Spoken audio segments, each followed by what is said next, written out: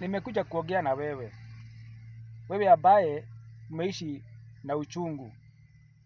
Labda mlipatana na mtu, aidha ni mwanaume ama ni mwanamke, na ikafika mahali huyu mtu akakosa value yako katika maisha yake, na ikafika mahali anataka kwenda ama anataka kukuacha. Nimekuja kukuambia usiwahi begi mtu, ni kwa sababu unapoendelea kubegi mtu unaendelea kumfanya kuwa gaidi. Anaendelea kujiona yeye ni wa maana sana katika maisha yako. Usikubali mtu ambaye anataka kukuondokea ushinde tu hapo ukimbegi. Ukiona anataka kukuacha ama muachane, muache aende. Usianze kumkumbusha mahali mlipatana.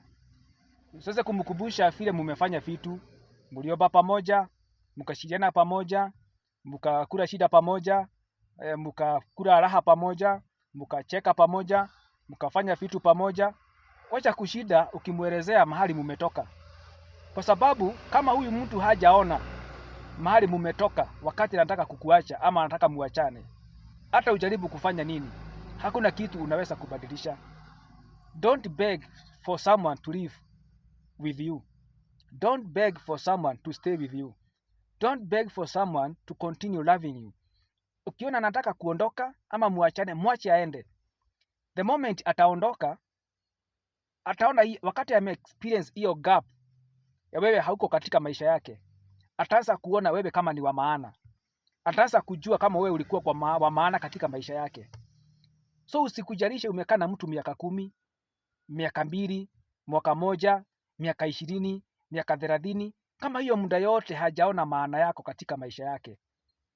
Usifikirie ati wakati unamkumbusha mahali mumetoka na vile mumefanya itafanyika kwamba atabadilisha mawazo yake. So wewe uko tu hapo. Don't beg for someone to stay in your life. If someone want to leave, let it be. Let them go. Time will tell. The moment atatoka huko nje, anza kuona uwepo wako hauko. Ataanza kujua wewe kama ni wa maana ama kama wewe sio wa maana. But never beg for someone to stay in your life. No matter the challenge, no matter what. Kama mtu hakuona shida, mumekula pamoja, furaha, mumefurahia pamoja, mateso, mumepitia pamoja, wakati anataka kukuacha, hata usile ukimkumbusha, hata usile ukibegi, hawezi ona.